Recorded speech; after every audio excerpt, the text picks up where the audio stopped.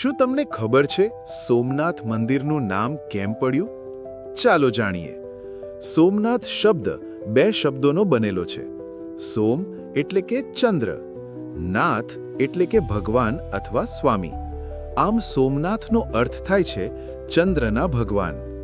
પુરાણોમાં વર્ણવાયેલી કથા મુજબ ચંદ્રદેવે ભગવાન શિવની તપસ્યા કરીને અહીં સોમનાથ જ્યોતિર્લિંગ સ્થાપિત કર્યું હતું.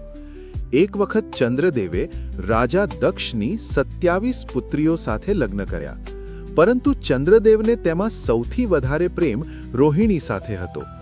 આ કારણે બાકી બહેનો દુઃખી થઈ અને પોતાના પિતા રાજા દક્ષ પાસે ફરિયાદ કરી.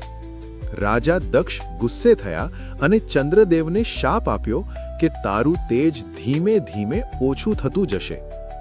શાપના કારણે ચંદ્રદેવનું તેજ ખરેખર ઓછું થવા લાગ્યું. ચંદ્રદેવ ખૂબ દુઃખી થયા. ત્યારે દેવતાઓએ તેમને સલાહ આપી કે ભગવાન શિવની કઠોર તપસ્યા કરો. ચંદ્રદેવે પ્રભાસ પાટણમાં ભગવાન શિવની તપસ્યા કરી.